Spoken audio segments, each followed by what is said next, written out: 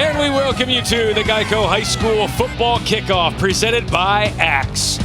Tonight, an interstate battle between a pair of reigning state champions. Number one team in Tennessee, the Lipscomb Academy Mustangs, facing the number one squad in Alabama, Thompson Warriors, right here in Alabaster, Alabama. Alongside former UMass and NFL running back Rini Ngoli, I am Matt Schick. Numerous players that are going to be taking the field behind us, committed to major conference schools, Power 5 schools. In fact, we were having conversations this week with Lipscomb head coach Trent Dilfer, who had a couple of Freudian slips, Rini, referring to Thompson as Alabama. Now, considering the talent on that team, you might not be too far off. Thompson's defense is incredible. They really are. So I understand those Freudian slips. They're led by Peter Woods. He's the number one ranked defensive lineman in the ESPN 300.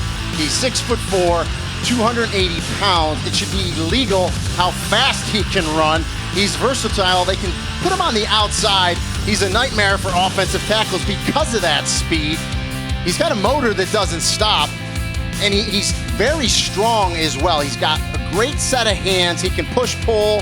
He'll knock the offensive lineman's hands down, but really what's impressed me is his speed and motor. I mean, sideline to sideline, incredible. Now, if you're an Alabama fan, I guess pretty much the only negative thing you can say about him is he's committed to Clemson, but he's that good of a defensive lineman, makes all kinds of plays. Well, the good news for Alabama fans here in the Tide State is Tony Mitchell is headed to Tuscaloosa. Yeah, so they're getting the number 2 ranked corner in all of the country in the ESPN 300. Big physical. He can lock you down as a corner, but he's strong enough. He'll come up and run support. You know, he's a 200-pounder that's going to get bigger. Probably going to play safety when he goes to Alabama. And this guy is going to try to avoid Tony Mitchell's presence. Hank Brown, a lot on the plate for the Lipscomb quarterback tonight. Has a great command of this offense, good arm talent. Going to Liberty, great get for Hugh Freeze, and he's got 2 really good receivers. Junior Sherrill, you see, headed to Vanderbilt. Nate Spillman to Tennessee. He's going to have to get the ball out of his hand quick tonight to these guys to try to slow down that rush of Thompson. And their head coach, again, a very offensive and toughness-oriented system that he runs. Trent Dilfer in his 4th season as Lipscomb Academy's head coach. Again, Super Bowl champion quarterback back in the day and a state champion just last year. And so was Mark Freeman, 3-time reigning defending state champions from the state of Alabama. As they get set to go, ready to get loud, get proud, and here we are with Thompson taking on Lipscomb. It's the number 1 team in Alabama facing the number 1 team in Tennessee. I think I saw a Chucky doll. It must be high school football season, Rini Ngoli. Great crowd tonight. The home side is completely sold out. These fans are ready for high school football in Alabaster, Alabama. Thompson did win the toss. They deferred. Lipscomb will receive, and we will have a touchback for Zach Sims, the junior, class of 2024 quarterback.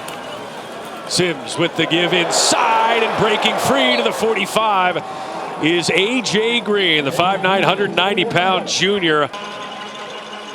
Zach Sims looking into the end zone, fires to the near side. It is caught. Did he get a foot in? He did. Touchdown.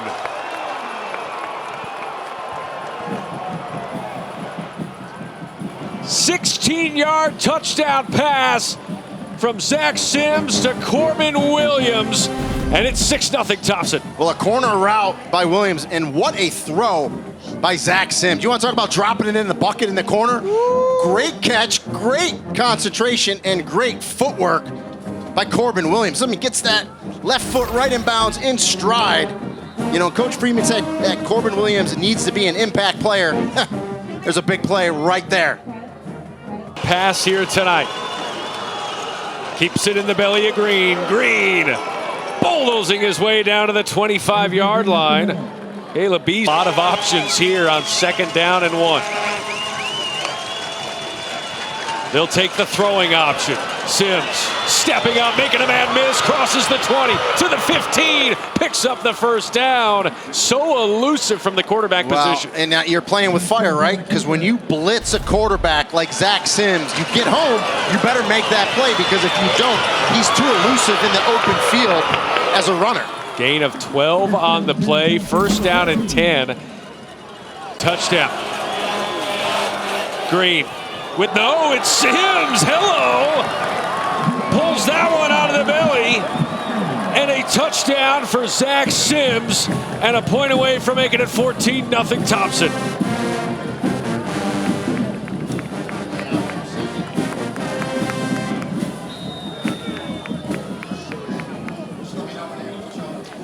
Mark Freeman likes what he sees, as do the fans in their neon orange, pink, and green. Here at Warrior Stadium, the point after makes it 14-0. And after a week where he struggled, he's on fire tonight. Just understanding the game. Puts it in. Great read, great eyes by Zach Sims. Zone read, pulls it, walks into the end zone. Thompson leads it 14-0.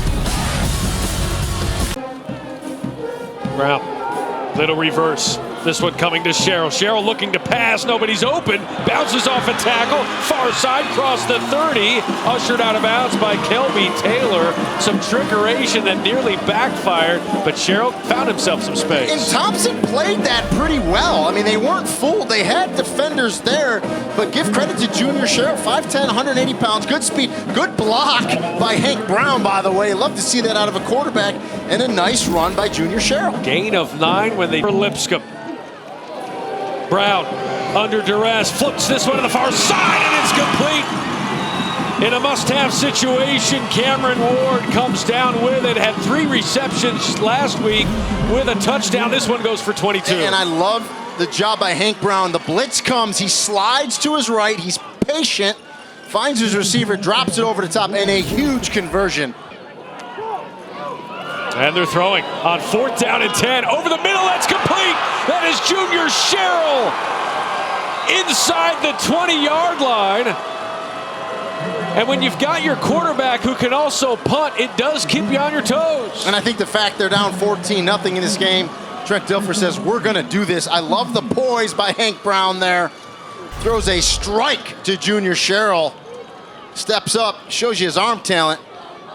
Nice skinny post by Sherrill there. A good catch, and boy, a big-time play when needed by Lipscomb. Gain of 29 yards. Last week made a 22-yarder. This from 33. And they're on the board. And a touchdown run tonight. See if he can get this 3rd down conversion under pressure. Holds on to the football, but he's sacked. Brian Longwell brought him to the ground along with the help from a couple of other Mustangs. A loss of 10, and here comes the punt. I love the defensive call, right? You gotta send pressure, and they get there. And you just see the speed of Brian Longwell. We talked about him where Coach Dilfer said he's kind of under the radar. You know, the college player he said he reminded him from last year is Nakobe Dean, who was great at Georgia, who's now a Philadelphia Eagle. And he's just been all over the place. There you see at the bottom of the screen, number 11. Draws the double team. So Hank Brown to the near sideline. He's got his man, Dylan Lorick. They do connect that time. Brown. That one is tipped and caught. Dylan Lorick. The pass was deflected, but a gain of 15 as Lorick stays with it. Right place, right time, right? The old tip drill. Jake Ivey had his paws on it. Could have been tipped. Was tipped, could have been picked. Instead, it's caught. Hurry up, Thompson. The 14-3 lead, trying to add to it before the half. That one on the ground, and it's recovered by Lipscomb. Zach Sims looked like he wanted to pull that one back. It was in the belly of Green, and instead it's in the hands of the Mustangs. And you could see Zach Sims talking to A.J. Green, thinking, hey, I put it in there. He thought he was going to take it. I'm looking at. Brown, got to get rid of it. It's a fumble. The ball is on the ground, and it's picked up by Thompson. That is Jaden Davis for Thompson. Back-to-back turnovers as Lipscomb returns the favor. 360,000 square feet. That's pretty nice. Best starting field position here for Lipscomb. See if they can take advantage. That's Micah Burton out of the flat. That one crossing the 20, crossing the 15, out of bounds at around the 15-yard line. Best starting field position of the night for the Lipscomb. Nice little swing pass, quick, and now they're going to go with a little tempo as Trent Dilfer, and that's how he started this game. Gain of 20 yards on the play. Sherrill in motion. Here's Hank Brown. Brown looking to the end zone. It's caught in and out of the hands and then back into the hands of his receiver, who's now lying on his back, Dylan Lorick. 5 inside the 2. Brown into the end zone. Touchdown. That's Micah Burton. And we've got a one-score game in Alabaster. Took advantage of the short field. A big catch from Lorick. And it's a one-score game. You see the three backs in the backfield, a little play action. Just to the foot, good field position for Lipscomb. And the touchdown now.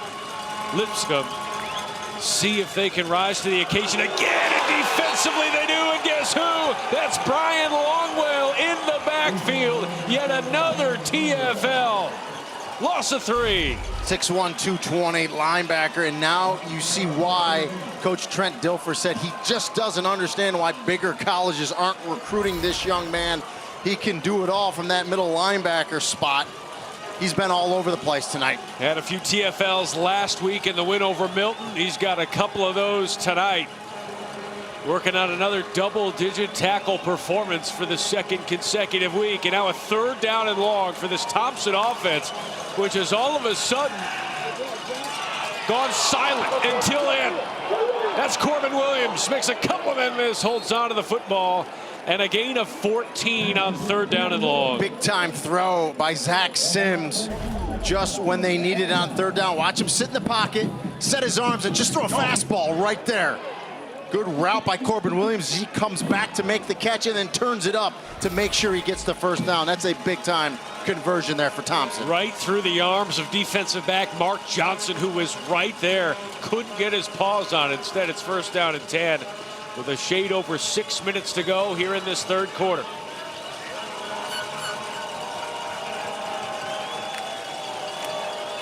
Sims pulls it. Dragged down behind the line of scrimmage. Ian Carruthers. Can Lipscomb's defense rise again? And they can, and they do! Hunter High, the sack on Sims. Sims frustrated with one of his 4 receivers set here. Zach Sims over the middle, and that is complete to his receiver. That's Colby Hearn, who's got some speed, makes a couple of guys miss. The game last week against Buford. 10 on the clock here in the 3rd. They bring him in to throw, and it's intercepted. That's Brian Longwell. Brian Longwell across midfield to the 40. Stays on his feet to the 30, to the 10. Touchdown, Lipscomb!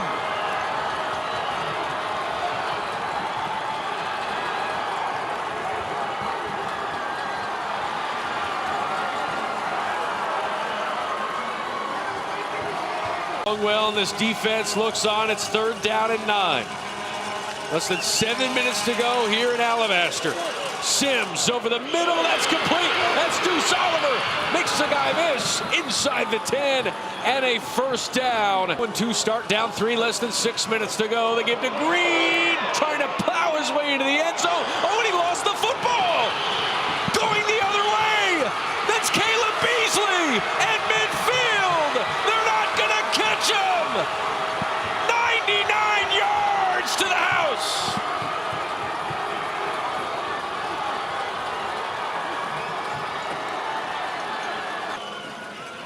Sims looking near side, under some pressure, and he's brought down. The helmet comes off, the ball comes out, but it is recovered there. Edwin Spillman and Hunter High providing some of that, but again, with 2 pick sixes. Tonight, a fumble return for a touchdown and a pick 6.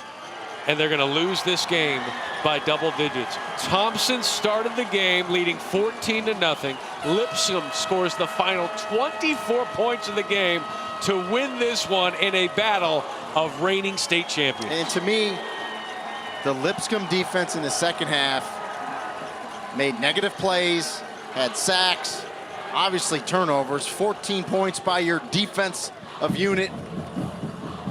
That's the difference in the game. And just, you know, Thompson cannot make those errors, and Coach Freeman knows that. But again, Lipscomb caused them to make those errors.